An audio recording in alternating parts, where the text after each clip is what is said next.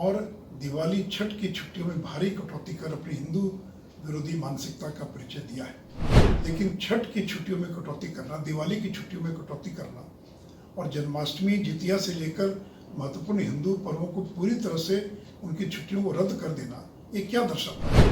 नीतीश जी, आपने एक ऐसे व्यक्ति को शिक्षा विभाग का प्रधान सचिव बना रखा है जो इसी प्रकार की ऊटपटांग हरकतें कर पूरे देश के अंदर बिहार की जग हसाई कर रहा है। नीतीश कुमार बिहार में हिंदू विरोधी सरकार चला रहे हैं। ऐसे फैसले सरकार की तरफ से लिए जाते हैं जो कि हिंदू विरोधी है। ये आरोप बीजेपी सांसद और बिहार के पूर्व उप मुख्यमंत्री सुशील कुमार मोदी ने लगाया। दरअसल आपको बता दें कि शिक्षा विभाग ने एक नया आदेश जारी किया जिसके तहत शिक्षकों के छुट्टियों में कटौती की गई। इसके बाद राजनीति इस पर खूब हो रही है और बीजेपी लगातार बड़ा निशाना जो है वो नीतीश तेजस्वी की सरकार पर साध रही है। इसी कड़ी में आपको बता दें कि सुशील कुमार मोदी ने बड़ा आरोप लगाते हुए ये साफ साफ कह दिया है कि नीतीश कुमार बिहार में हिंदू विरोधी सरकार चला रहे हैं। जिस तरीके से नीतीश कुमार ने शिक्षा विभाग के अपर मुख्य सचिव के पाठक को ये जिम्मेदारी दे रखी है, के पाठक पूरे देश भर में बिहार का नाम खराब कर रहे हैं। आपको हम सबसे पहले सुनवाते हैं, आप सुनिए कि क्या कुछ कहते नजर आ रहे हैं सुशील कुमार मोदी। बिहार सरकार के शिक्षा विभाग ने रक्षाबंधन, जन्माष्टमी, जितिया, कार्तिक पूर्णिमा और दिवाली छठ की छुट्टियों में भारी कटौती कर अपनी हिंदू विरोधी मानसिकता का परिचय दिया है। आखिर रक्षाबंधन, जन्माष्टमी, जितिया की छुट्टियों को क्यों रद्द किया गया? आखिर कार्तिक पूर्णिमा की छुट्टी को क्यों रद्द किया गया? मोहम्मद साहब के जन्मदिन और चेहलुम की छुट्टियां यथावत है, वो रहनी भी चाहिए। मैं उसके पक्ष में हूँ कि चेहलुम और मोहम्मद साहब के जन्मदिन पर छुट्टी होनी चाहिए। लेकिन छठ की छुट्टियों में कटौती करना, दिवाली की छुट्टियों में कटौती करना और जन्माष्टमी, जितिया से लेकर महत्वपूर्ण हिंदू पर्वों को पूरी तरह से उनकी छुट्टियों को रद्द कर देना, ये क्या दर्शाता है? नीतीश जी, आपने एक ऐसे व्यक्ति को शिक्षा विभाग का प्रधान सचिव बना रखा है जो इसी प्रकार की ऊटपटांग हरकतें कर पूरे देश के अंदर बिहार की जग हसाई कर रहा है।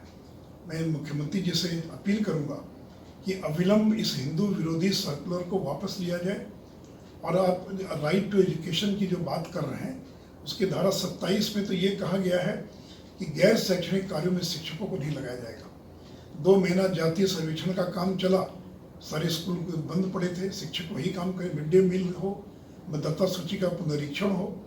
अगर गैर शैक्षणिक कार्यों से अगर शिक्षकों को निकाल दिया जाए तो छुट्टियों में कटौती करने की कोई आवश्यकता नहीं है। इसलिए राइट टू एजुकेशन का बहाना मत ढूंढिए और अविलंब इस हिंदू विरोधी सर्कुलर को तत्काल बिहार सरकार वापस लेने का काम करे। तो देखिए कि के पाठक के इस नए फरमान के बाद लगातार अब बीजेपी जो है वो नीतीश सरकार पर बड़ा हमला कर रही है और साथ ही ये मांग भी कर रही है कि जितनी जल्दी हो सके इस आदेश को सरकार वापस ले।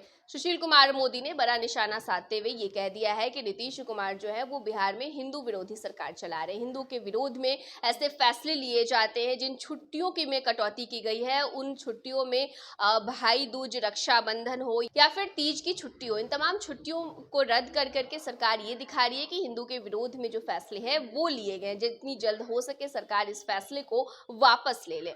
फिलहाल के लिए इस खबर में इतना ही। तमाम बड़ी खबरों के लिए, तमाम बड़े अपडेट्स के लिए फर्स्ट बिहार झारखंड के साथ आप बने रहिए। ये लो मुंह मीठा करो, आज मैंने अपना जॉब छोड़ दिया, अब हम पूर्णिया वापस जाएंगे। जॉब छोड़ दिया है?